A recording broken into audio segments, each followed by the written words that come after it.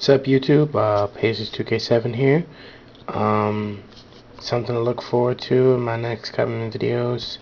My zombie deck that I've been playing with. It's pretty good, actually. You know, it's a good deck to play. The upcoming format, you always want to test the waters in the beginning of the format.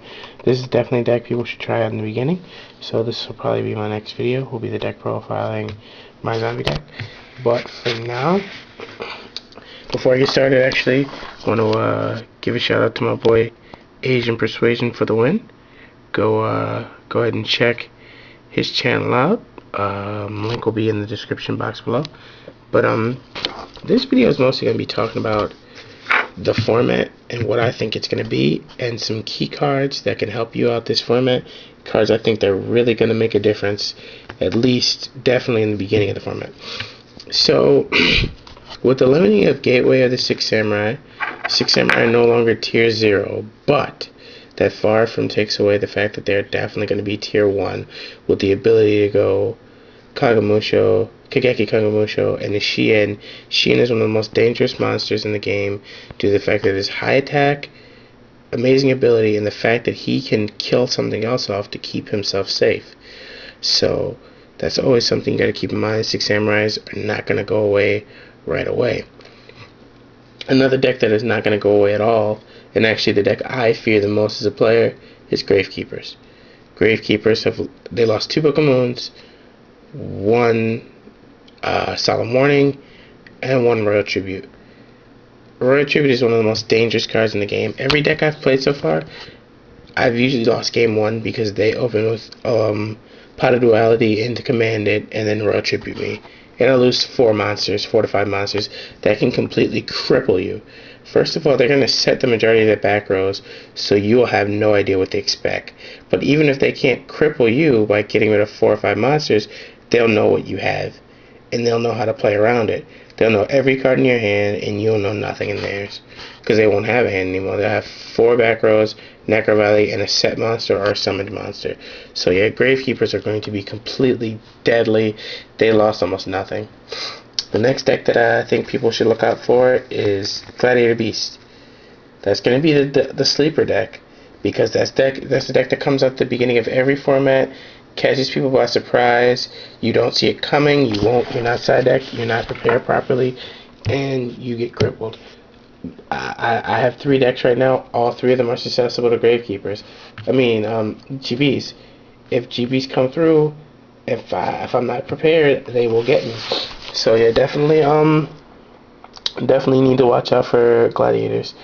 The last deck I'm going to talk about that I think is going to be definitely tier 1 is Chaos variants.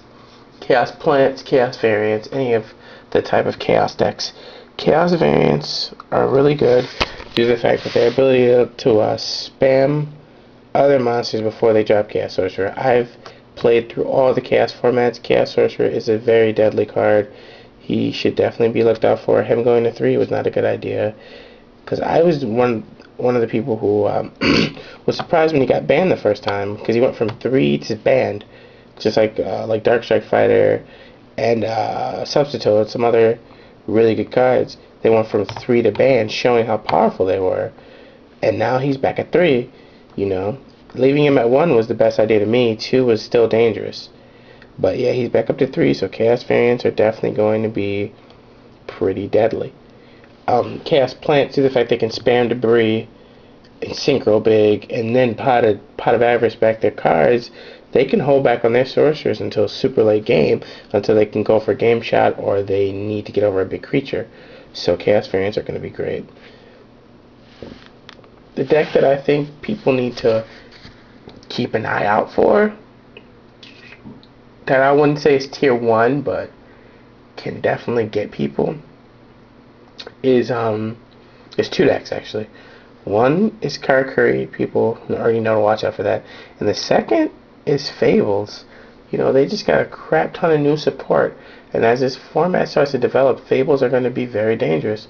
You know, they have a bunch of 4-star synchros that have great effects. They're high attacks, and they don't have to give up too much. So keep an eye out for Fables. Have that freaking Ally Justice, Decisive Arms in your extra deck and you'll be pretty safe. But besides that, you need to look out.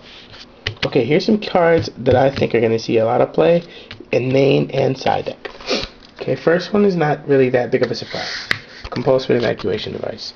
With all the synchros and all those big monsters that your opponent can put on board, Compulsory is definitely going to be a card to look out for. I see it replacing a lot of other cards. And again, with the new, like everyone else has been pointing out, with the new ruling coming up that priority is no longer going to be, around, this card is going to be even more versatile and have even more use. So Compulse is definitely going to see a lot more play. Card that I'm going to see in a lot more side decks, and some people are going to main deck it, Kaiku the Ghost Destroyer. Okay, you have Chaos variants, bring out Chaos Sorcerer, you have DD Crows on the side, you have Book of Lives and other cards like that that remove cards from the graveyard. Kaiku is going to keep those cards in check, and he's going to keep your opponent from going, I'm going to spam Chaos Sorcerer, I'm going to, remove for Dark Armed, If they bring out Dark Arm is now going to have to get through Kaiku and then start popping, which is usually not going to be that easy because your opponent's going to have some sort of back row. So Kaiku is definitely going to see play. Every time Chaos is around, Kaiku is not too far behind. So do not be surprised when Kaiku is side decked against you.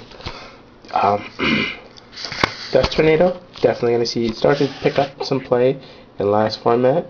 If any people are still going to play Blackwings, Dust Tornado is definitely going to be good. In my opinion, Malevolent Catastrophe is better, but some decks can't support Malevolent Catastrophe because they set a lot. So I think you're going to see a lot more Dust Tornado than you see Malevolent. But all the decks that I play, I'd prefer to play Malevolent over this because I can hit multiple back rows and I don't set too much. But Dust Tornado is definitely good. It can be played in any deck, and it definitely needs to be watched out for. One of my favorite cards, Nobleman of Extermination.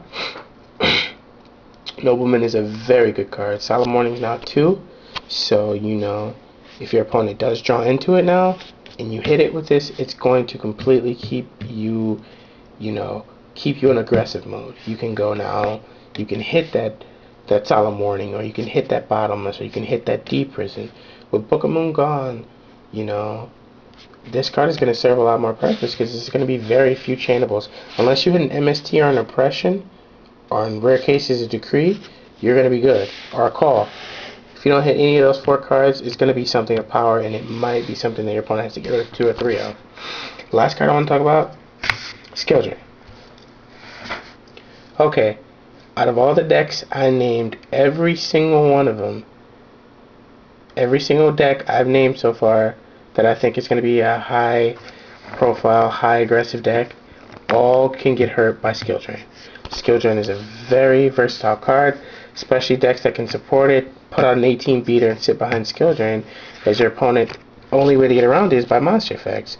So as long as you can keep this card up, they're going to have a hard time getting over your bigger creatures. Drop a Thunder King inside of Skill Drain, you can probably sit for 4 or 5 turns without your opponent doing any aggressive moves.